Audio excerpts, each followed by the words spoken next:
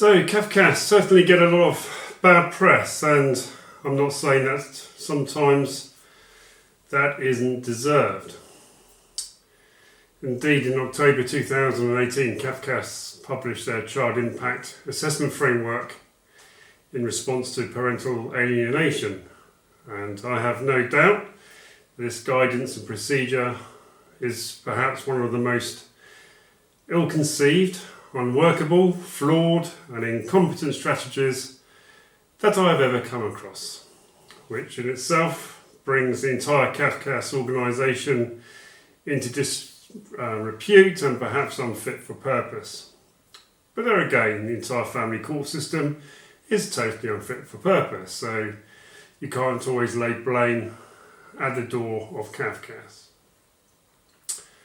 Very often, however, when I read criticisms on public forums about Cafcass, those criticisms may also be entirely unjustified and based on ignorance. Where people invest absolutely no time, effort or commitment to actually finding out how Cafcass work and how they operate. So I'm going to point you in the right direction of all the main tools that they use, and today it's the tools Cafcass use in relation to domestic abuse. My name is Kedge. I am a retired police chief inspector and I am the director of the McKenzie Friend UK network. I'm also the founder of the national campaign #LikeNotHate, and all my views and opinions are entirely my own. So please join my Facebook group and also my YouTube channel. When people think about Cafcass, they almost always make three big mistakes. Firstly, they think that a Cafcass officer just makes arbitrary recommendations based on their sole individual viewpoints.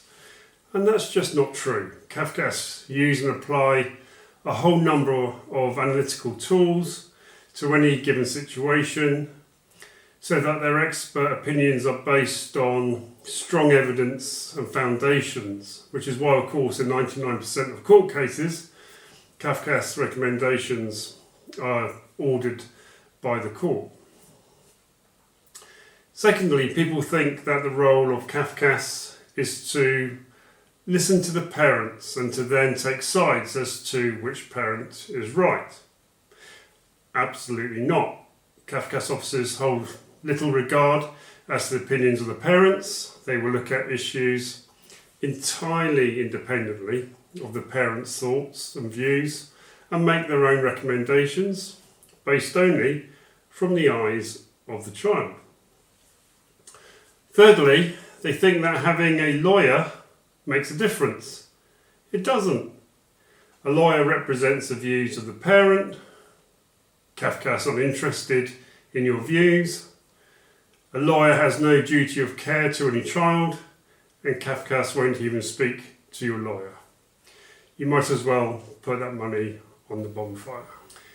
So when it comes to domestic abuse, the most important thing that you can do is to educate yourself as to how Cafcass assesses abuse and makes recommendations based on it.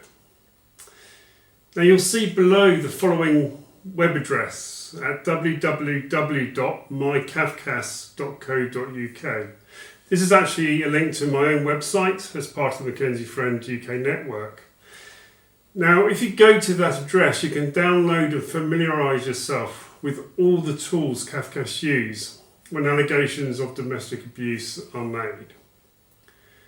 For example, you can download the Practice Directions 12J, which are the procedures the court must follow when allegations of domestic abuse are made.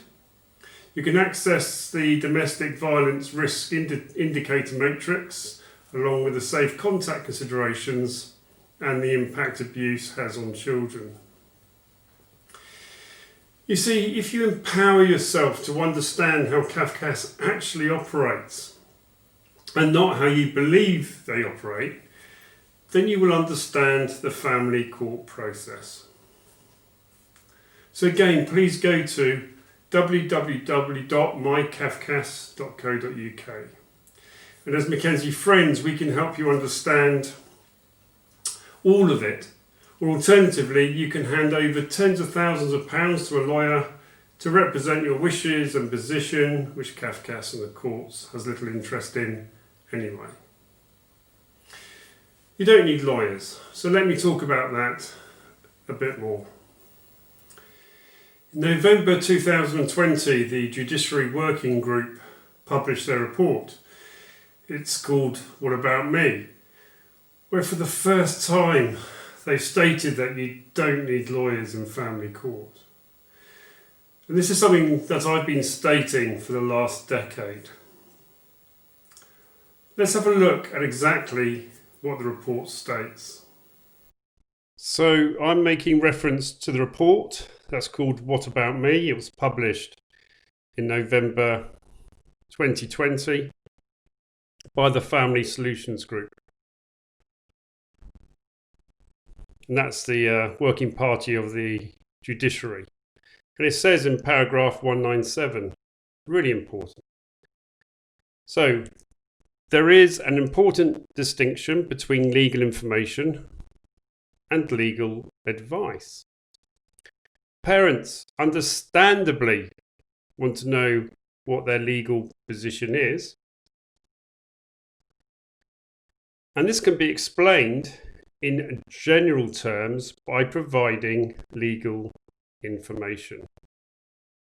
So what they're saying, this is the judiciary, you don't need legal advice. You need information and support, and that is exactly what we do as McKenzie Friend, and this is what I've been saying for the last decade. You do not need lawyers. So let's go on to the next slide.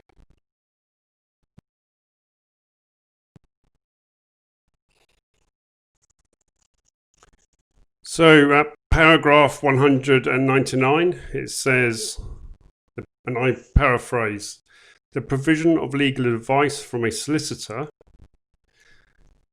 This creates a disconnected process. For many cases where unresolved emotional issues lie at the heart of the dispute, the consultation of separate solicitors to advise parents against each other potentially adds fuel to the fire. Of course, that's what I've been saying again for decades, that lawyers stir the pot of acrimony, pit parents against each other, often for financial gain. You don't need lawyers. And the third slide, where the report says at paragraph 272, it is also important to distance private law children disputes from the context of other legal proceedings to rebut understanding which many parents have that an argument about their child's arrangements following separation is predominantly a legal issue. Well, there it is, folks. It's telling you that your dispute in terms of your child is not a legal issue. You see, you don't have to take my word for it anymore. The judiciary is now telling you having a lawyer is unhelpful, misguided, and a complete waste of money. You see, when I support my clients and I see that the other side has a lawyer, I actually feel sorry for them. Just another lamb to the slaughter, whilst we, as McKenzie Friends at the McKenzie Friend UK network, support our clients at a fraction of the cost with all the information and the support that they need. Now, if you'd like to find out more, please visit our national campaign of #LikeNotHate at likenothate.co.uk.